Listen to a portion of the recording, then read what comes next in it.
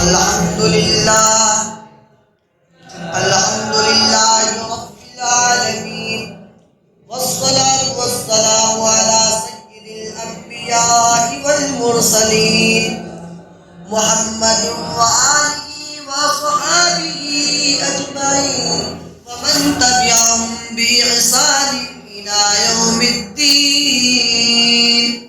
اما بعد، قال الله تبارك وتعالى: فأعوذ بالله من الشيطان الرجيم، بسم الله الرحمن الرحيم.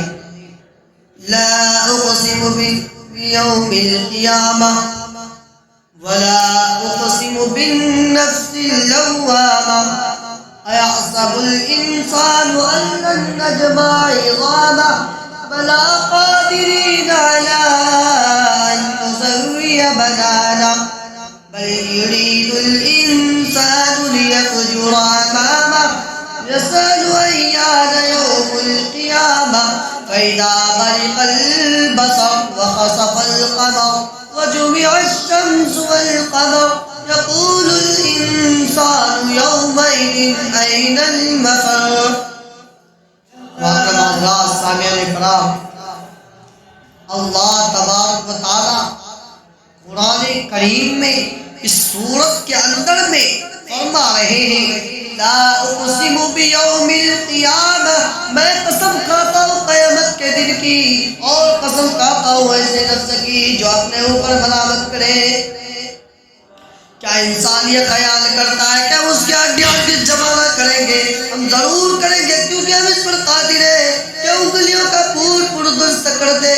بلکہ منکر قیامت انسان چاہتا ہے کہ اپنی آئندہ کی زندگی میں اس کو مجبور کرتا رہے. اس لیے وہ پوچھتا ہے کہ قیامت کا دن کب آئے گا، جس دن آنکھیں خیرہ ہو جائے گی، چاند بے نور ہو جائے گا، یہ روشن آفتاب ٹوٹ پھوٹ جائیں گے اور سورج و چاند ایک آدمی میں ہو جائیں گے. تو اس روز انسان کہے گا کدھر بھاگو. اس دنیا رنگے بھوکے زیبائیوں اور رہنائیوں سے رنگیزیوں دل فریبیوں کے بارے میں ہم نے بہت کچھ سنا اور جانا. اس عالم فانی کی لذت و آسائشوں اور راحتوں سے بہت کچھ پایا، اور اس کی رنگینیوں، اس نے ترازیوں جمال آفرینیوں طرب نشاتیوں قریب سے دیکھا بالا. اس دنیا کے بنتے بگڑتے ماحول کو بھی دیکھا، سجتے سورتے آلات کو بھی جانا، کیف و سرور کی ساتیں بھی دیکھی، طرب و نشاط کی رنگینیاں بھی دیکھی، محفل و بزموں کو بھی جانا، گردش ایام سے بھی گزرے، بہت کچھ چاچا پڑکا، بہت کچھ دیکھا بالا، اور اب جی چاہتا کہ دارالبقا سے بھی واقف حاصل کرے. یوم آخرت کو جانے بوجھے، روز محشر کی بات کرے اور جزا کا بھی تذکرہ کرے، یوم قیامت کو بھی یاد کرے، یوم حساب کا بھی احساس کرے.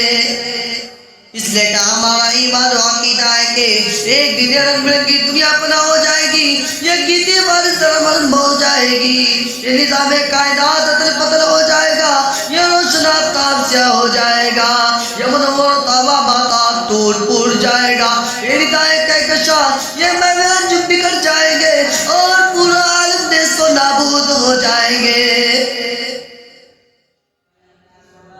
اور تمام انسان اپنے مالک، اپنے خالق معبود حقیقی کی دربار عالی شان میں جمع کیے جائیں گے.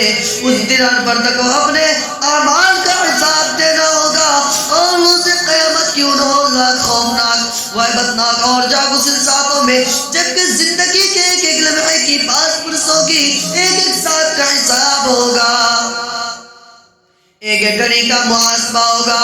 جو فرد اپنے اعمال و کردار میں، اپنے افعال و اقوال میں کھڑا اترے گا، اس کی نجات ہوگی، اور جو 70 دن میں اپنا حساب نہ دے سکا، اپنا چھٹکارا نہ کر سکا، تو پھر وہ اعلیٰ کو برباد ہو جائے گا.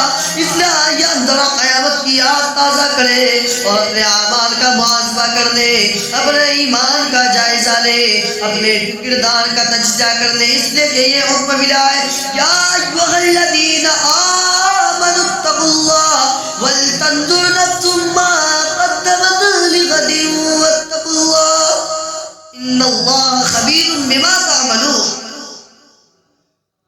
قیامت کے مسئلہ نے انسانوں کو حیرت و تعجب میں ڈال رکھا ہے.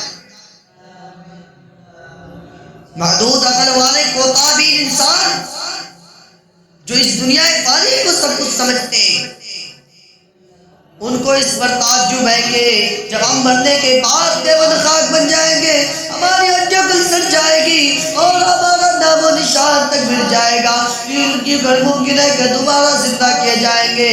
گویا باطل موت کے نظریہ کو تسلیم نہیں کرتے، کہ جائے کہ جزا و سزا، جنت و دوزخ، عذاب و ثواب کو تسلیم کرے۔ یاد بات اور استیزا و تبصر کے کہتے ہیں یقولون انا لمردودون فی الحافرہ اذا كنا عظاما نخرہ قالوا تلک اذا کرۃ خاسرہ۔ کہتے ہیں کیا کہ ہم پہلی حالت میں پھر واپس ہوں گے، جب ہم بوسیدہ ہو جائیں گے اس کے بعد بھی زندگی کی طرف لوٹیں گے۔ آگے اس صورت میں واپسی تو بڑے خسارے کی بات ہوگی، قرآن کریم کہہ رہا ہے اس بات۔ مگر قیامت کی تکذیب کرنے پر جب اچانک قیامت ٹوٹ پڑے گی اور یہ زمین جھنجھوڑ دی جائے گی، یا تو سما درم برم ہو جائے گی، تو اس گھڑی میں ان کے آنکھوں سے پردہ ہٹ جائے گا اور کہہ اٹھے گا کُنَّا نُكَذِّبُ بِيَوْمِ الدِّينِ حَتَّى أَتَانَا الْيَقِينُ، کہ ہم تو قیامت کی تکذیب کرتے رہتے تھے یہاں تک کہ ہم کو موت نے آ بھی پہنچا۔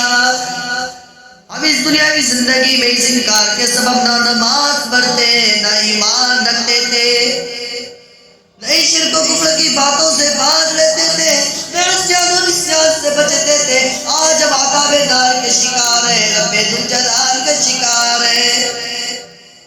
ہم نے دنیا کی رعنائیوں کو جاودہ سمجھا، دولت دولت سرود کو اپنا محاسب و پاسبہ مانا، اپنی طاقت و قوت پر نازتے۔